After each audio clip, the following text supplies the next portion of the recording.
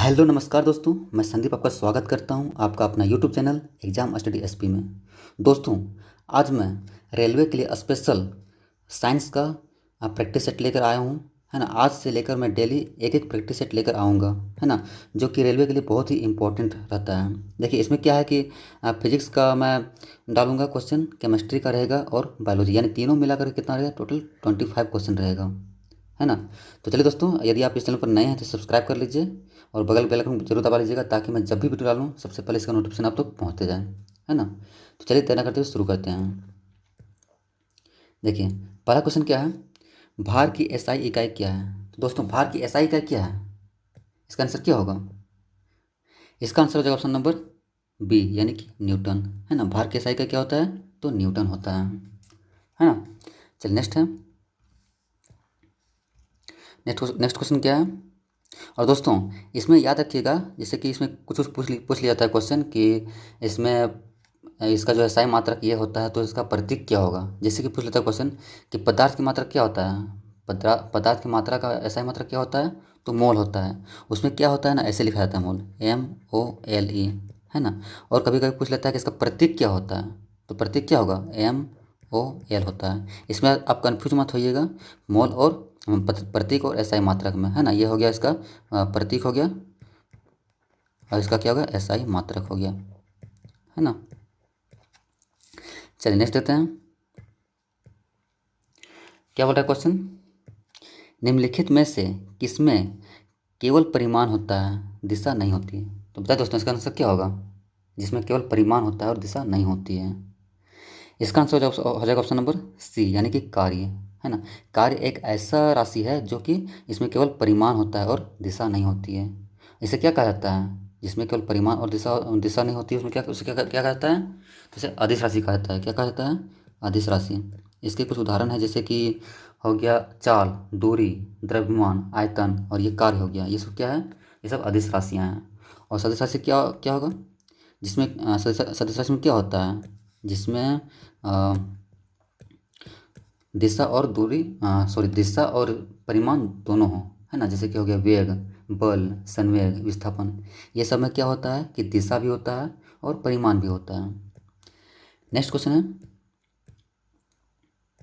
देखिए क्वेश्चन क्या बोल रहा है, निम्नलिखित में से गलत कथन को चुने। क्या बोल रहा है, गलत कथन को चुनने के लिए बोल रहा है ना। देखिए दोस्तों, इसमें से ए ऑप्शन जो है ना, ये सही है, ये भी सही है, ये भी सही है, लेकिन ये क्वेश्चन, ये ऑप्शन जो दिया हुआ है गलत दिया हुआ है। क्या बोल रहा है ऑप्शन में, देखिए, यदि लिफ्ट किसी त्वरण से ऊपर की ओर जा रही हो तो किसी पिंड का आभासी भार उसके वास्तविक भार से कम होता है। ये बिल्कुल गलत है ना। ये इसका आंसर हो जाएगा। देखिए, क्या होता है ना कि जब लिफ्ट एक समान गति से चढ़ती है या उतरती है तो पिंड के भार में कोई परिवर्तन नहीं होता है ना।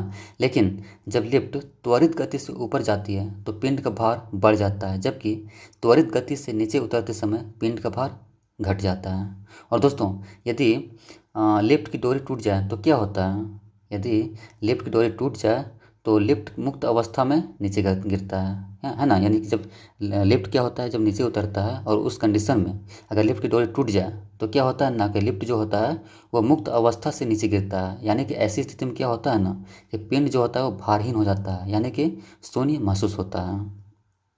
चलिए अगला क्वेश्चन देखते हैं, क्या बोल रहा है क्वेश्चन, आकार में बदलाव के कारण शरीर द्वारा प्राप्त ऊर्जा को कहा जाता है। तो क्या कहा जाता है दोस्तों, इसका आंसर क्या होगा। इसका राइट आंसर हो जाएगा ऑप्शन नंबर बी, यानी कि प्रत्यास्थ स्थितिज ऊर्जा, है ना। अब प्रत्यास्थ स्थितिज ऊर्जा क्या है, देखिए, प्रत्यास्थ स्थितिज ऊर्जा ऊर्जा मतलब वह यांत्रिक ऊर्जा है जो उस पदार्थ के आयतन या आकार को विकृत करने के कारण उस पदार्थ के अंदर संग्रहित हो जाती है। उसे क्या कहा जाता है, तो प्रत्यास्थ स्थितिज ऊर्जा कहा जाता है। देखते हैं अगला क्वेश्चन, क्या बोल रहा है, 0 डिग्री सेंटीग्रेड कितने डिग्री फ़ारेनहाइट के बराबर होता है। यानी कि 0 डिग्री सेल्सियस जो होता है ये कितने डिग्री फ़ारेनहाइट के बराबर होता है, ये बता, ये पूछ रहा है ना। तो क्या होगा इसका आंसर, इसका आंसर हो जाएगा ऑप्शन नंबर डी, यानी कि 32 डिग्री फ़ारेनहाइट। यानी कि 0 डिग्री सेल्सियस जो होता है वो 32 डिग्री फ़ारेनहाइट के बराबर होता है ना। नेक्स्ट देखते हैं 6 नंबर क्वेश्चन, क्या बोल रहा है, किस रंग की तरंगदैर्घ्य सबसे कम होती है। तो दोस्तों किस रंग की तरंगदैर्घ्य सबसे कम होती है, इसका आंसर क्या होगा। इसका आंसर हो जाएगा ऑप्शन नंबर डी यानी कि बैंगनी। देखिए सबसे अधिक तरंगदैर्घ्य होता है लाल रंग का और सबसे कम किसका होता है, तो बैंगनी रंग का। और अगर पूछा जाए कि किसका विचलन सबसे अधिक होता है, यानी कि फैलाव सबसे अधिक किस रंग का होता है, तो बैंगनी रंग का सबसे अधिक फैलाव होता है और लाल रंग का सबसे कम फैलाव होता है ना। नेक्स्ट क्वेश्चन देखते हैं। देखिए 7 क्वेश्चन क्या है, ध्वनि तरंगें खाली स्थान में यात्रा नहीं कर सकती। तो बताइए दोस्तों, ध्वनि तरंगें जो होती है वो किस में मतलब यात्रा कर सकती है, किस में नहीं कर सकती है, इसका आंसर क्या होगा। देखिए वायु वायु जो होता है ना उसमें ध्वनि संचरित हो सकती है और पानी में भी हो सकती है, लेकिन और स्टील में भी हो सकती है, लेकिन खाली स्थान जो होता है ना उसमें क्या होता है, ध्वनि तरंगें यात्रा नहीं कर सकती है। यानी कि उसमें वायु होना चाहिए या फिर पानी होना चाहिए या फिर कोई धातु होना चाहिए, तभी क्या होता है ध्वनि तरंगें जो होती है वो यात्रा कर सकेगी, है ना। नेक्स्ट देखते हैं क्या बोल रहा है क्वेश्चन, किसी सामग्री से रोशनी यानी कि लाइट पारित हो सके को क्या कहते हैं, इसका आंसर क्या होगा दोस्तों। देखिए इसका आंसर हो जाएगा ऑप्शन नंबर सी यानी कि ट्रांसपेरेंट। ट्रांसपेरेंट मतलब क्या होता है, पारदर्शक होता है।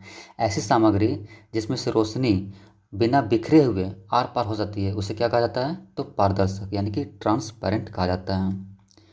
नेक्स्ट है 9 नंबर क्वेश्चन क्या बोल रहा है, निम्नलिखित में से किसके अणुओं के बीच आकर्षण बल अधिकतम होता है। बताइए दोस्तों इसका आंसर क्या होगा। इसका आंसर हो जाएगा ऑप्शन नंबर डी यानी कि ठोस। देखिए सबसे अधिक होता है ठोस में क्या होता है, आकर्षण बल, और सबसे कम किस में होता है, तो गैस में होता है। सबसे अधिक होता है ठोस में, फिर होता है द्रव में, फिर होता है गैस में, है ना। यानी कि इसका आंसर क्या हो जाएगा, तो ऑप्शन नंबर डी हो जाएगा ठोस, यानी कि ठोस में सबसे अधिक आकर्षण बल होता है। नेक्स्ट है क्या बोल रहा है क्वेश्चन, सामान्यतया परमाणु के नाभिक में खाली स्थान होते हैं। बताइए क्या होता है, इसका आंसर क्या होगा दोस्तों। इसका आंसर हो जाएगा ऑप्शन नंबर ए यानी कि प्रोटॉन तथा न्यूट्रॉन। यानी कि परमाणु जो होता है उसके नाभिक में क्या क्या होता है, तो प्रोटॉन और न्यूट्रॉन होता है, और इलेक्ट्रॉन जो होता है वो परमाणु के चारों ओर क्या होता है, चक्कर लगाते रहता है ना। नेक्स्ट क्वेश्चन देखते हैं क्या बोल रहा है क्वेश्चन, नाइट्रोजन के परमाणु में उपस्थित न्यूट्रॉनों की संख्या क्या है। क्या बोल रहा है, न्यूट्रॉनों की संख्या पूछ रहा है। दोस्तों देखिए परमाणु संख्या यानी कि जेड बराबर पी यानी कि प्रोटॉनों की संख्या बराबर ई यानी कि इलेक्ट्रॉन की संख्या, ये तीनों बराबर होता है ना। यानी कि किसका बोल रहा है, नाइट्रोजन का बोल रहा है। तो नाइट्रोजन का परमाणु संख्या कितना होता है, 7 होता है, और परमाणु द्रव्यमान कितना होता है, तो परमाणु द्रव्यमान होता है 14।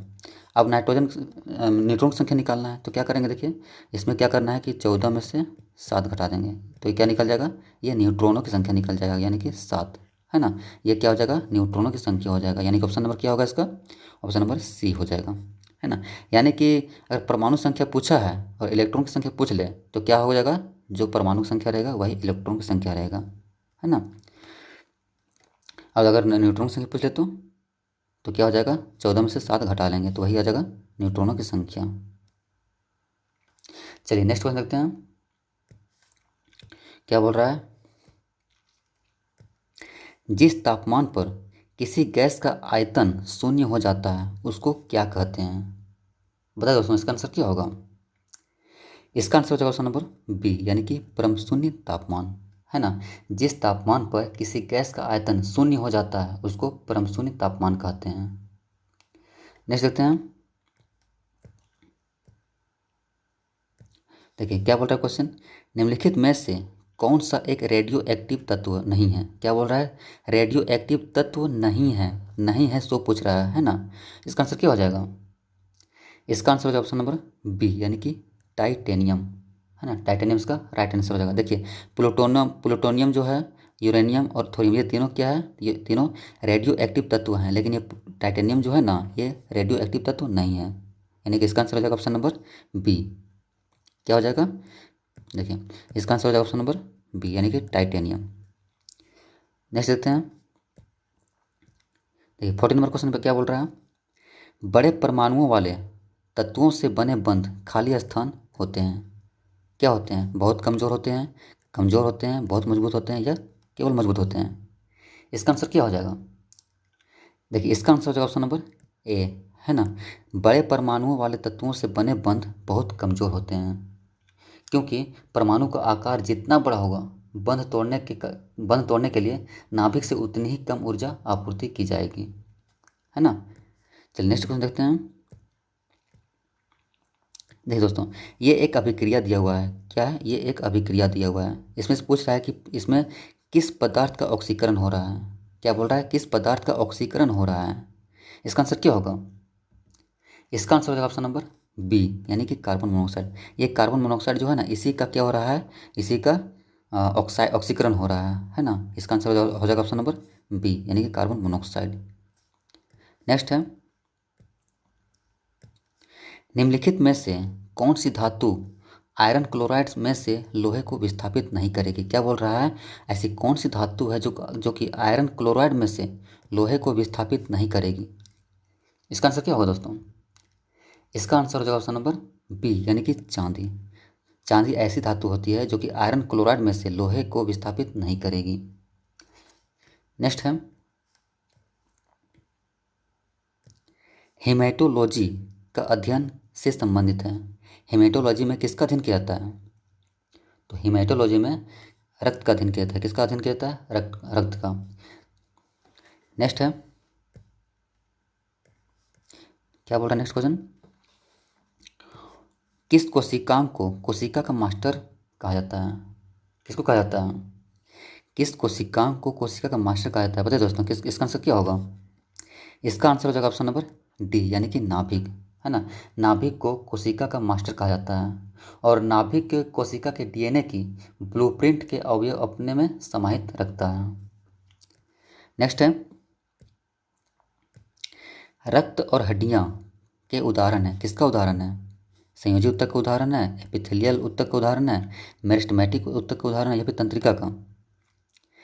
इसका आंसर हो जाएगा ऑप्शन नंबर ए, यानी कि संयोजी ऊतक का, है ना। रक्त और हड्डियाँ क्या है? तो संयोजी ऊतक का उदाहरण है। नेक्स्ट है, पादपों में सबसे प्रचुर मात्रा में उपस्थित तत्व कौन सा है? क्या बोल रहा है कि पादपों में सबसे प्रचुर मात्रा में उपस्थित तत्व कौन सा है? इसका आंसर क्या होगा? इसका आंसर हो जाएगा ऑप्शन नंबर बी, यानी कि कार्बन। पादपों में क्या होता है ना, पादपों में कार्बन सबसे प्रचुर मात्रा में पाया जाता है, लेकिन पत्तियों में क्या पाया जाता है? तो पत्तियों में मैग्नीशियम सबसे अधिक मात्रा में पाया जाता है। नेक्स्ट है,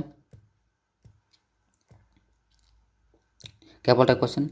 यौन प्रजनन में माता पिता का योगदान होता है। इसका आंसर क्या होगा दोस्तों? इसका आंसर हो जाएगा ऑप्शन नंबर ए, यानी कि अपने जीन्स का आधा हिस्सा होता है। क्या होता है ना कि अपने प्रजनन में माता पिता का योगदान क्या होता है? तो अपने जीन्स का आधा हिस्सा होता है। नेक्स्ट देखते हैं,